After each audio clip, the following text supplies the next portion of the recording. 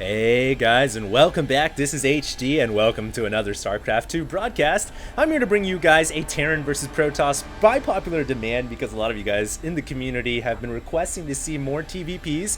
And it's true, man, I'm a little Zerg biased. I'm not gonna lie, I'll be the first one to admit it. I do cast a lot more Zerg games than I should. And I guess what I've been really waiting for is the proper Terran versus Protoss game, and I think I found one. So we have one here. It is going to be SKMC. He is currently, well, used to be from OGS, has made the switch over fully to SK now. And of course, that's going to be MC, the red Protoss at the 5 o'clock position. The map is Antigua Shipyard, and over on the top left-hand side, we actually have LiquidTaeja, and this is not LiquidTaeja.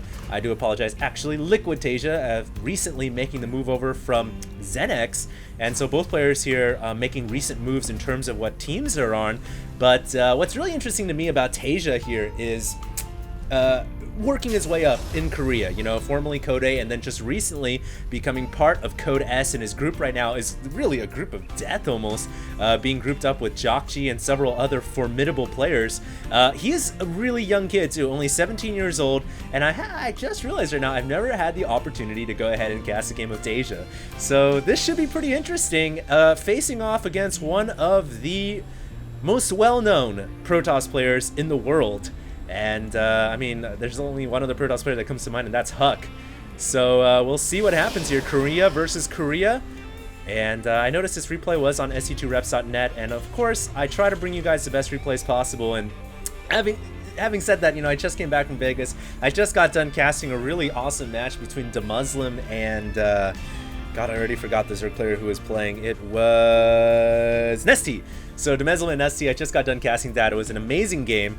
And, you know, following that, moving my mic a little bit, following that, I just wanted to go ahead and do another one.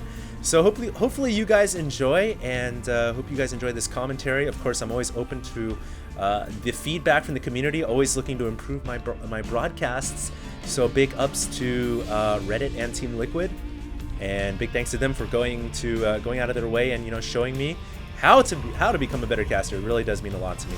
And of course, big ups to you guys, the fans on YouTube. You guys have always been my support, and I really do appreciate it. So let's go ahead and get into this game here. Taeja opening up with a fairly quick command center, following that up with his second, or actually first and second barracks, and I believe that was a command center first opening from Taeja. So getting pretty bold here, and he did place it on the low ground. Meanwhile, MC opened up with Gate and the Nexus, of course, as well. So both players opening up with fairly quick expansions. No surprise there, really. And even though these guys are Korean and they're capable of doing something that's completely, you know, off the wall, they could just go for whatever they really want to do. You know, a lot of times, too, their default playstyle, as is most top-level StarCraft 2 players, is to expand rapidly, take control of as many bases as possible, and outright defeat your opponent, not by rolling the dice, but by playing the better game. And just see what happens here. It looks like Taeja was able to destroy that scouting probe, which only really saw the fact that Taeja did not have any gases at all and had 2 barracks. So nothing too revealing, except for Taeja's probably not going to rush a quick starport or anything like that, because he did throw down a second barracks. We'll have to see here if Taeja does go for the factory or if he decides to add on more barracks. Right now he hasn't added on any gas yet, so I'm really inclined to think here that he's just going to stick with a very predominant bio build. He's already got several Marines out on the field. This SCV here going to try to open up the darkness for Taeja as well. It's always important when you're playing against Protoss to know exactly what they're doing, and it looks like the SCV will make it inside. And we'll see that there's one gas, one gateway. Surprisingly, MC Stalker deciding to peel off the SCV. Now the SCV is trying to hide up on the ramp. How cute is that? Too bad it's not Tony Hawk. It can't jump across the chasm. But it was picked off. And now that the SCV has gone down, MC can go ahead and reveal whatever technology he was deciding to go with to us, the audience, and to me, the caster. And it looks like he's adding on a second, a third, and a fourth gateway. So 4 gateways here, and a pretty conservative build for Protoss versus Terran is 5-gate robos, so I wouldn't be too surprised to see him go ahead and add on a 5th gateway and a robotics facility pretty soon here. It would be really crazy if he decided to just throw down a Stargate. You don't see that very often after 4 gateways, so that could be kind of crazy. But I think he's going to go 5-gate robo here, and Taeja adding on 4 barracks total. So kind of like the old school TVP style that we saw so predominantly in the StarCraft 2 beta and in the early days of the StarCraft 2 launch, where you know, you expand and you get a bunch of barracks, and the reason why you have to get a bunch of barracks is so that you have enough Marines to defend with. And with these 4 barracks, you can actually have a pretty good position in the middle of the map. I think it's a little bold that he has his Marines out here, but obviously Taeja's feeling pretty confident, and MC's just now started to warp in his units. He's actually still working off of 4 gateways. Hasn't added anything of significance quite yet, trying to control the center of the map, but immediately runs into a huge legion of Taeja's finest warriors, and those are the Marines, and I don't think he's going to be able to do much about that. Also note that we have combat shields and stim pack coming at the same time here, so that's a byproduct of the double tech lab, and he's adding on a 5th barracks. Wow, now things are getting a little bit interesting. Usually by about this time, you'd see most Terran players throw down the factory and the starport, but because Taeja's adding on a 5th barracks here, now I'm a little bit inclined to believe, with the amount of Marines he's got on the field and the double upgrades he's got coming as well, he may be capable of doing some type of timing attack with all of those Marines, with all of those barracks, and with the upgrades timing right on top of each other within a minute. That could be very interesting if Taeja decides to do that, but there is a pylon coming up here from MC. MC trying to sneak the pylon in. So many good Protosses will always do, try to control the map. He already has a pylon down on the low ground here, but that immediately recalls the legion of Marines back for Taeja, and he will quickly take out that pylon. That is, you know, that's like the little nightmares you have when you play Terran and Zerg. You do not want a pylon hidden at any location on the map. That gives Protoss vision, and that gives the ability to make a preemptive strike. And now it looks like MC coming out with quite a few Stalkers and Sentries and Zealots. He's going to make an attack here, but that's so many Marines and a bunker as well. I don't think that MC can make an attack against this fortified location. It's actually not even that fortified. It's just the raw number of Marines that Taeja is currently placing on the field now, thanks to his mass barracks. I don't think he can make an attack, and now he has finally made that switch into factory starport. We're going to start to see some medevac support here, and medevacs are important for many, many reasons when you're going mass bio. You know, the basic reason, of course, is to be able to heal, but also to be able to mobilize that bio army and drop. And thirdly, if you do catch yourself being force fielded or being in a bad position, very easy to pick up your army and get into a more favorable position. So medevacs are so important here. We finally have MC adding on that robotics facility. I thought he was going to get in way earlier, and adding on several more gates as well, for a total of 8 plus robo bay plus support bay. I call the robotics bay the support bay because that's what it used to be called in Brood War, so I do apologize. But it is the ability here for MC to get Colossi out. He's quickly chrono boosting the extended thermal lance, giving the Colossus that from the puny pathetic range of, I think, 4 up to 9 million. And that's going to really help out the Colossus quite a bit. And of course, against mass pure bio, that's huge as well. So MC now's just got to sit back, man. He's actually in a bit of a spot right now, because I think Taeja has the opportunity to make an attack with this large army. He can break through the rocks and go right into that nexus, and until MC can get Colossus and range out, he has to play defensively. Taeja also stemmed up his entire army earlier. Not too sure if that was a mistake or not, and I wonder if he sees this observer. Good pro gamers can see the little blur. I don't know if you guys can see it, but we can. There's that little blur right there. It's so hard to see. And does Taeja know about it? He does know about it. Very good insight right there, and good foresight. Knowing that there was the potential to have an observer around there. Maybe he just saw the blur and he was able to take it down. And now Taeja prepared to make a big move here with his large bio, but the Colossus has now received its upgrade from the support bay, and that is going to give it so much more range. He's going to be able to combat these Marines and Marauders like never before, and it looks like Taeja is going to lift off half of his army into the medevacs and stem the rest of it on the ground. Unfortunately, there aren't enough lifeboats for everybody. I don't know where Taeja's going right now. There is no nexus here. He lost a medevac as well. That's a huge blow, and he's going to try to run in here, but there's already Stalkers warping in. Unlikely that Taeja is going to be able to drop. What a great placement for a photon cannon as well. And it looks like MC now gonna give chase on the ground. Oh no, this is bad for Taeja. Taeja's medevac forces cannot drop, and the rest of his forces are stranded. They don't have any lifeboats. Get the women and children out of here. It looks like MC's gonna attack here, and he's gonna be able to take out this ground army. No micro from his Colossus though. at the very last second was too late. He lost a Colossus, but hey, he just killed off about half the Terran army on the ground, and that, I think, was a decent trade, and that was just a game of chess right there. MC cornering the ground units, knowing they could not escape via air, and was able to take that out. So a big play by MC that is reflected in the supply now, 183 over 156. Harvester count relatively even as well. So that's one thing going good for Taeja. Also, the upgrades in TVP nowadays, the meta game, all about upgrades. You've got to out-upgrade your opponent. The player who has the most upgrades usually is going to win the battles. And we can see that looks like MC actually winning the upgrade. No, actually, both players are about the same. It's kind of hard sometimes to tell if that's 3 or 2 because the colors are very similar, but both players are very close in upgrades right now with 2-2 starting up for both sides.